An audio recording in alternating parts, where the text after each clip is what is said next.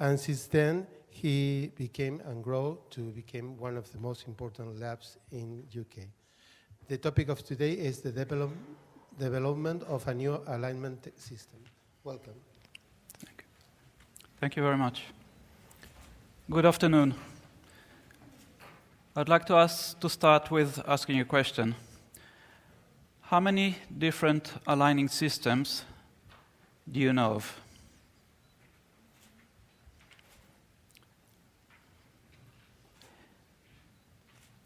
A few years ago, we started asking ourselves, what if we took a few aligning systems and put them together in one appliance?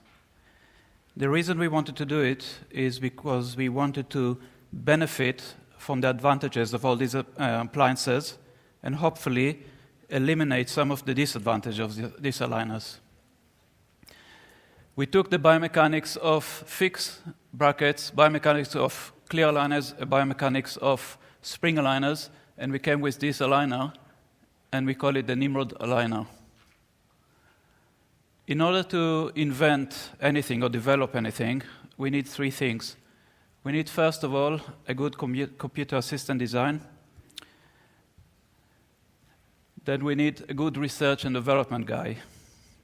And lastly, you need 3D printers. 3D printers are really crucial because they speed up the process of developing prototypes. Without 3D printers, we couldn't have done so. These are the best companies we could find, and finding a good printer is another story. They don't do what they say on the tin. There's a lot of myth around 3D printers. Thomas Edison said, to invent, you need a good imagination and a pile of junk. Believe me, some of these 3D printers can make a really nice pile of junk. Anyway, let's see the different parts of the Nimrod aligner. We have composite anchors on the teeth. Next, we create caps that goes on the teeth. After that, we have caps that go on the molars and a connecting bar. Next, we have lingual and labial arch wires, nickel titanium arch wires, that inserted in wire slots. The design process is we receive either digital impression or model, and we scan it with a 3D surface scanner. Next, we align the teeth digitally according to the instructions we get from the practitioner. Once the alignment is done, we send it digitally to the practitioner. We use a portal, so everything is done digitally and very, very easy to communicate. We can get corrections, or if the practitioner is happy with it, we go ahead and design the appliance once we get the OK. Designing the appliance, again, we put composite anchors on the teeth, caps, and connecting bar. Next, we're going to design where to place the wire, the arch wire. That's really, really crucial. We create a horizontal virtual plane that goes through the aligned teeth, and that optimizes the position where the arch wires are going to be. Once we find the position where the arch wire is going to be, we create wire slots that hold the wire there. We do it lingually and labially. Next, we go and manufacture the appliance. Once the appliance is manufactured, we insert the lingual and the labial nickel titanium arch wires into the slot. It's a 0-12 nickel titanium arch wires.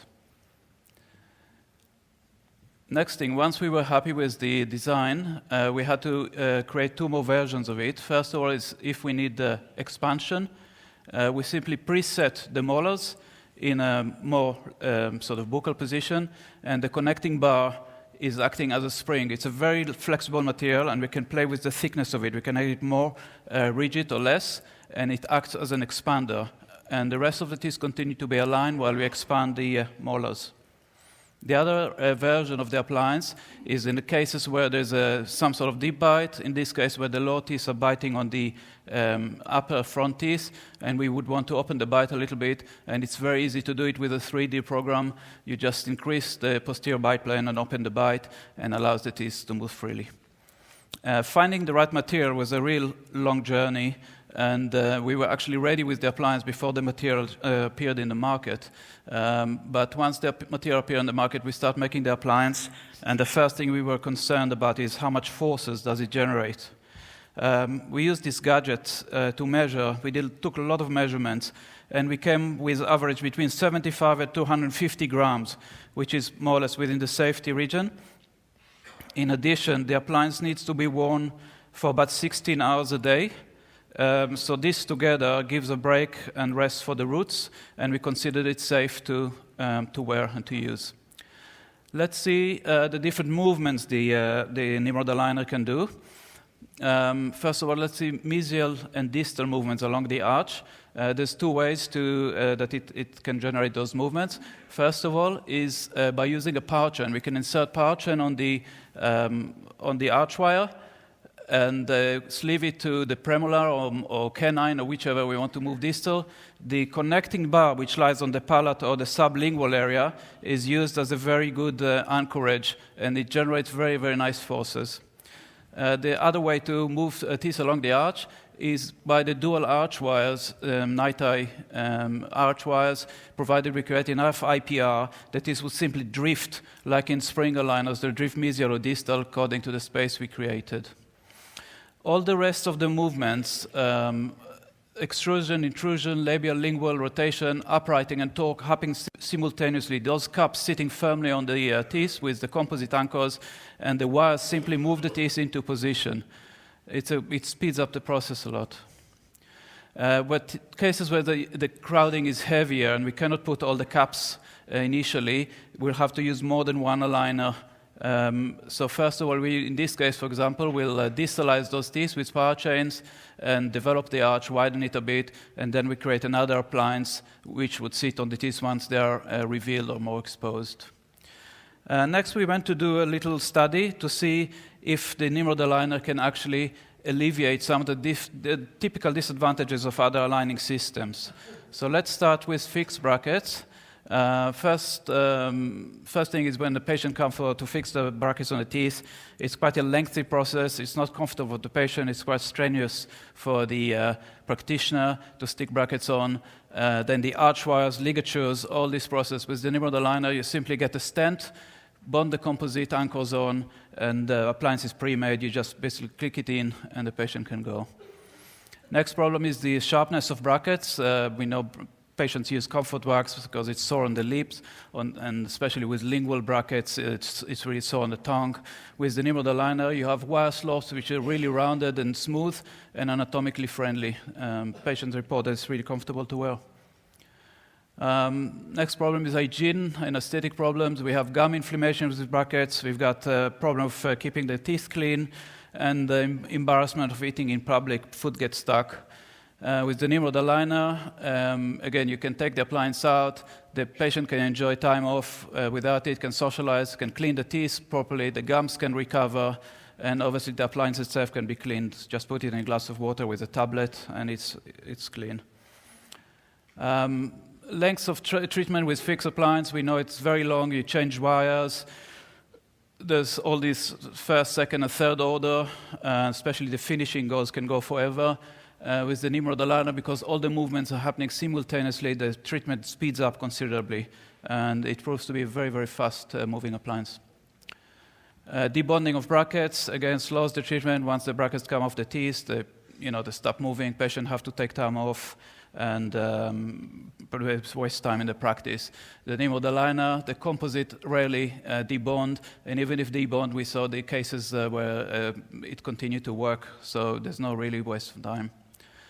Reposition of brackets, when the teeth don't achieve their target, the practitioner need to reposition the bracket to activate, to bring the tooth to its final position. As we showed earlier with the Nimrod aligner, because we preset the teeth, and the teeth are already in the final position when we make the wire slots, so the teeth would go to where we programmed them before.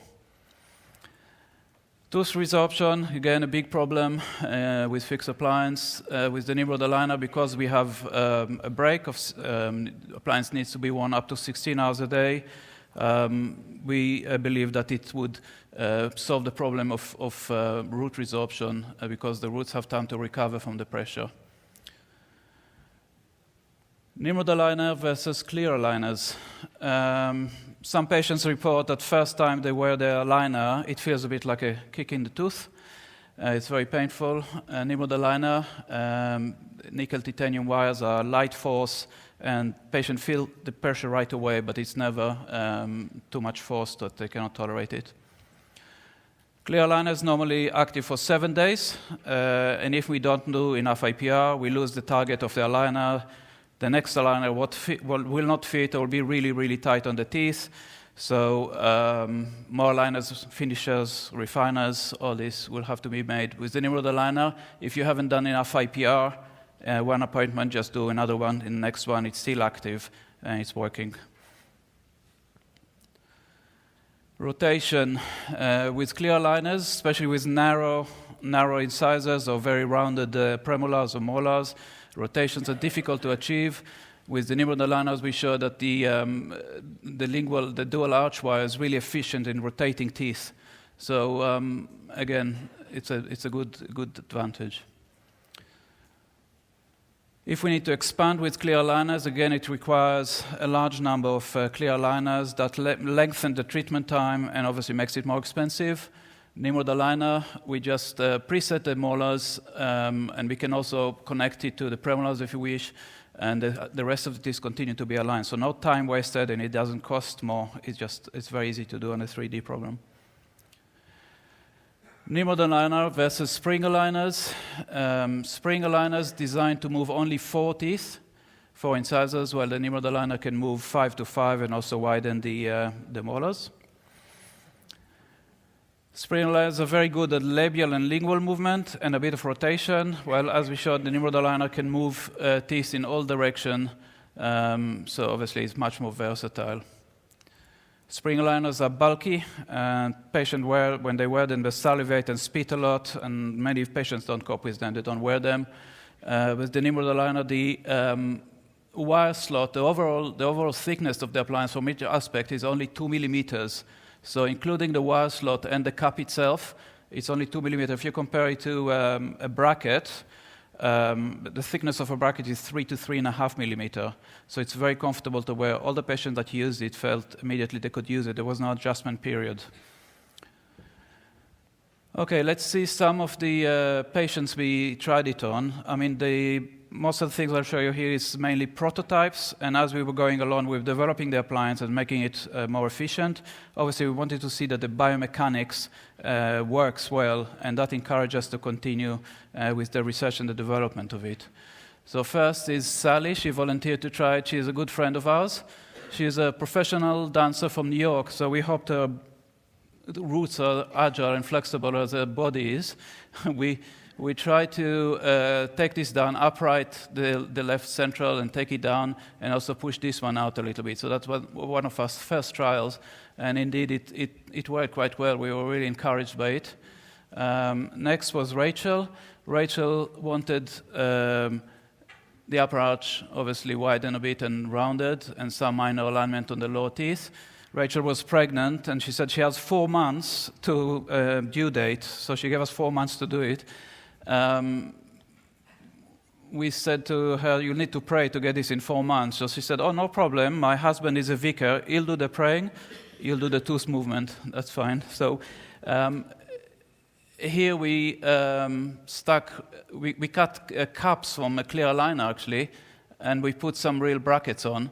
And again, the biomechanics worked really well. And within 4 months, it's not too bad, I think. Next is Carla. Carla is from Portugal, again, a good friend of ours. She immigrated to the UK and quoted by an orthodontist that it will take 3 years and will cost her £15,000 to do the teeth. So she thought she'll give us a try first. What we did, like I mentioned before, I showed it before, we put Nimrod aligner with a power chain, a lot of stripping on the premolars, and then widen the arch a bit more. She's still in progress. This is after, I think, 6 or 8 weeks where we got so far. So you can see how efficient the appliance is. And we haven't got long to go, and she's really happy. I mean, we thought it would be really painful, and she's coping really well. Next is Jordenka. She's a technician in the lab, very aware of her looks, and she has quite a large overjet here, and very sort of the lower anterior teeth are sticking out a lot. So we try to level it a bit and reduce the overjet, and obviously do some alignment. This is after 1 month with the aligner. You see the reduction of overjet, and the arch has leveled. And we are nearly there. And she's happy. She's just not. She said there's no pain. It's very comfortable. And she actually wore the latest version of the Nimrod aligner, which is now we are sort of producing. Emily, she's a personal assistant. She talks a lot on the phone, helping her boss. And her teeth were deteriorating. She was panicking. She said, "Can you help me?" So I said, "Okay, we tried. We tried the dual arch wire here, lingual and labial." And she spoke on the phone with it. It was really important for us to see how people cope with the appliance. She said she had no problem to speak on the phone to clients, and this is the result. Again, quite nice result. We were very happy with it. Okay, today we showed you how we combined the biomechanics of fixed brackets, clear aligners, and spring aligners together and made the Nimrod aligner. The problem of rotation of teeth is really solved by this dual arch wire. It's a very efficient way to move teeth. The fact that the appliance needs to be worn only for 16 hours give the roots, the gums, and the blood supply time to recover from the pressure, and also give time off for the patients to be able to socialize, and it's extremely important with adult patients. The overall thickness of the appliance of only 2 millimeters on each aspect make it really tolerable. Patient wear it right away, and there's no adjustment period at all, and there's no impediment on speech. Most people just speak with it normally. Some would lisp a bit, but there's no major problem. Obviously, more trials and research needs to be done on this appliance, and we are looking for all the experts here in the auditorium to come with their comments and questions. We'll be obviously on the stand, and we welcome people to come and ask us questions about it. Finally, they say the guy who invented the wheel was a real idiot, but the one who invented the 3 other wheels was a genius. I don't think we invented the wheel because all these biomechanics exists, but I hope we made it a little bit more rounded. Thank you very much.